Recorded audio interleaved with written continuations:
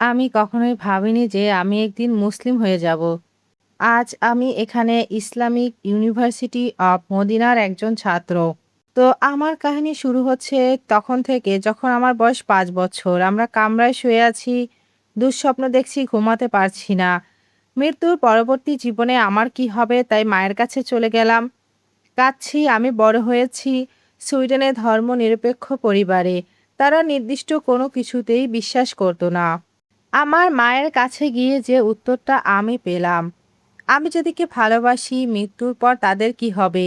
মা, আমার মৃত্যুর পর কি ঘটবে? আমার মা অবাক হয়ে গেলেন। কিন্তু আমার মা আমাকে একটা স্ট্যান্ডার্ড উত্তর দিলেন।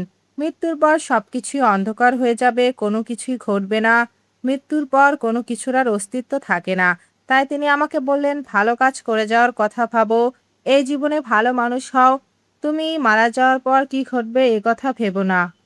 কিন্তু আমি তা মানতে পারলাম না। তাই আমি মায়ের কাছে চলে যেতাম বারবার, আর বেসিক্যালি একই উত্তর পেতাম।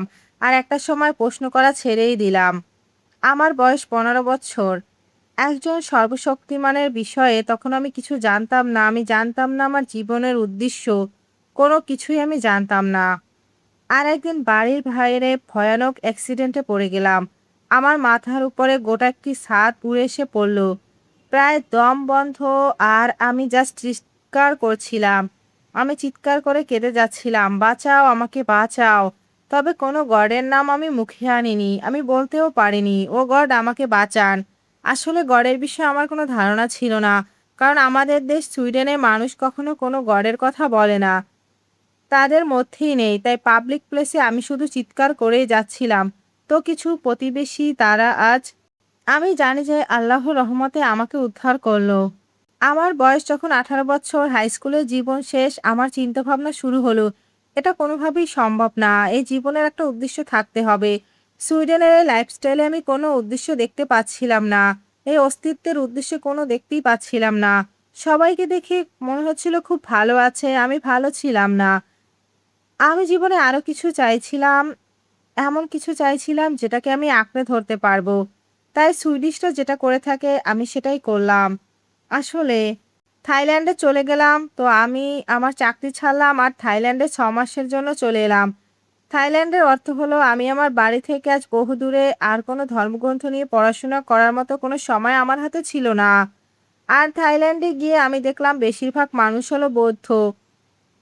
আমি বৌদ্ধ ধর্ম নিয়ে পড়াশোনা শুরু করলাম।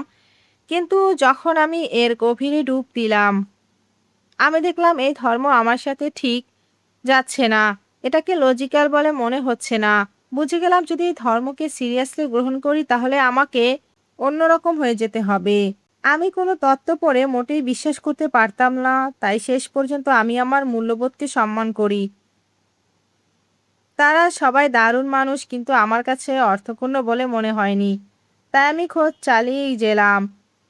তাই যখন আমি ফিরে এলাম সুইডেনে, থাইল্যান্ডে ৬ মাস অতিবাহিত করার পর আমি সোজা নরওয়ে চলে গেলাম। বহু সুইডিশ নরওয়ে চলে যায় জাস্ট পড়াশোনা ও জীবিকার জন্য। তাই আমিও তা করলাম। ২০১৩ সালে আমি নরওয়ে চলে গেলাম।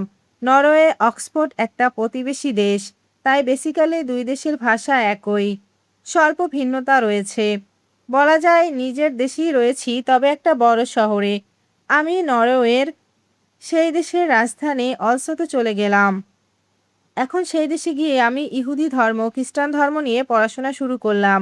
তবে এই দুই ধর্মের কোনোটাই আমাকে মুগ্ধ করলো না। কোনোটাই আমার কাছে লজিক বলে মনে হলো না। আর তাদের বিশ্বাসের সাথে নিজেকে একাত্মতা করতে পারলাম না। কিন্তু এই দেশে আমি প্রথমবারের মতো একজন মুসলিমকে দেখলাম। কারণ এর আগে জীবনে কখনো কোনো মুসলিম দেখিনি। আমি একজন মানুষের কথা শুনলাম যে তিনি মদ্যপান করেন না। আমি সিরিয়াস হয়ে উঠলাম। আমি তার কাছে চলে গেলাম আর বললাম, আমি জানি তুমি একজন ভালো কলিগ। বলুন তো আপনার ধর্মটা কি? আর তিনি বললেন, আমার ধর্ম হলো ইসলাম। আমি বললাম, আপনি কি আপনার ধর্মের ব্যাপারে কিছু বলতে পারেন? I am interest. আর তিনি বললেন, আসলে আপনি যদি ইসলামের বিষয়ে জানতে চান আপনি কোরআন পড়তে পারেন। আমি বললাম, ঠিক আছে। তিনি সেই মুহূর্তে প্র্যাকটিসিং মুসলিম ছিলেন না। তাই হয়তো তিনি এমন কিছু বলতে চাইছিলেন না যেটা ভুল হওয়ার সম্ভাবনা ছিল। আর তাই হয়তো তিনি আমাকে জাস্ট কোরআন পড়ার উপদেশ দিয়ে দিলেন।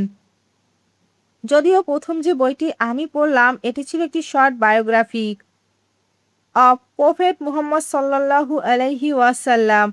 আর এই বইটার দ্বিতীয় পাতাতেই এক্সপ্লেন করা আছে বেসিক কনসেপ্ট। ইসলাম ধর্মের মূল কনসেপ্টটা তুলে ধরা আছে।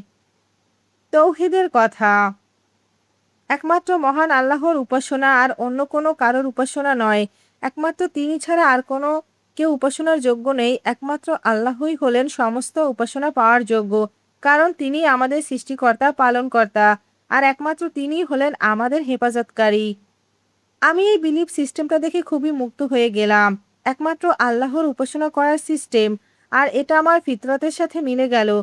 জন্মসূত্রে পাওয়া প্রত্যেক মানুষের বিশ্বাস যে গড মাত্র একজন আর শুধু তারই উপাসনা করতে হবে। তো এই কনসেপ্টটা বুঝে নেওয়ার পর আমি প্রফেট সাল্লাল্লাহু আলাইহি সাল্লামের জীবনী পড়লাম, আর একই সাথে সাহাবাদের জীবনীও পড়লাম।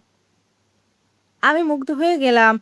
কোনো সন্দেহ বাকি রইল না। এই ছোট্ট বইটা যখন হাতে পেলাম তার মাত্র ৯ দিন পর আমি সুইডেনে ফিরে গেলাম। আমার মায়ের কাছে, মায়ের ঘরে। আর মাকে বললাম, তাকে পাশে বসালাম আর বললাম, "মা, আমি মুসলিম হতে যাচ্ছি।" আর আমার মিষ্টি মা চিরদিনই তিনি সাপোর্টিভ। তিনি বললেন, "অবশ্যই। এই পদক্ষেপ তোমাকে যদি হ্যাপি করে তোলে তাহলে তাই হয়ে যাও।" তো আমি আমার পুরাতন কামরাতে প্রবেশ করলাম আর কম্পিউটার খুলে গুগলে সার্চ করলাম কিভাবে মুসলিম হওয়া যায়। আর আমি পাঠ করলাম, আশহাদু আল্লাহ ইলাহা ইল্লাল্লাহ ওয়া আশহাদু আন্না মুহাম্মাদান আবদুহু ওয়া রাসূলুহু। কয়েকবার আমি এটা পাঠ করলাম। আর এটাই হলো আমার মুসলিম হয়ে ওঠার কাহিনী।